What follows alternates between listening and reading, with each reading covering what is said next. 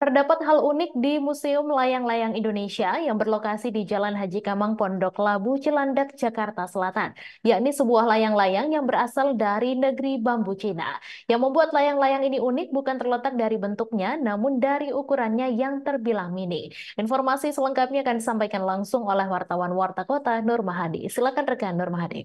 Ya, Mei di studio dan Tribuners, betul sekali bahwa terdapat hal unik di Museum Layang-Layang Indonesia yang terletak di Cilandak, Jakarta Selatan, bahwa terdapat satu layang-layang berukuran mini, hanya berukuran 2 cm, yang dipajang berisi 3 layang-layang.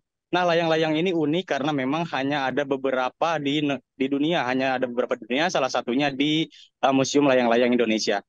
Selain itu, hal yang membuat unik juga bahwa memang pembuatan layang-layang ini tidak hanya tidak hanya beberapa orang yang bisa begitu, sehingga sehingga layang-layang ini pun hanya ada beberapa di dunia begitu. Nah, layang-layang dari Cina ini juga berada di Museum Layang-Layang setelah 3 tahun museum ini berdiri. Kemudian selain itu juga terdapat banyak layang-layang dari berbagai daerah di Indonesia dan juga di mancanegara, seperti dari Lombok, dari Riau, kemudian juga dari Jawa Tengah. Dan di mancanegaranya ada dari Jepang, dari Cina, dari Malaysia, dan lain sebagainya. Demikian Mei dan Tribuners, kembali ke studio. Baik, terima kasih rekan Nur Mahadi atas laporan Anda. Dan Tribunars, wartawan kami juga telah menghimpun wawancara dengan pemandu Museum Layang-Layang Indonesia. Berikut tayangannya untuk Anda. Ini 2 cm.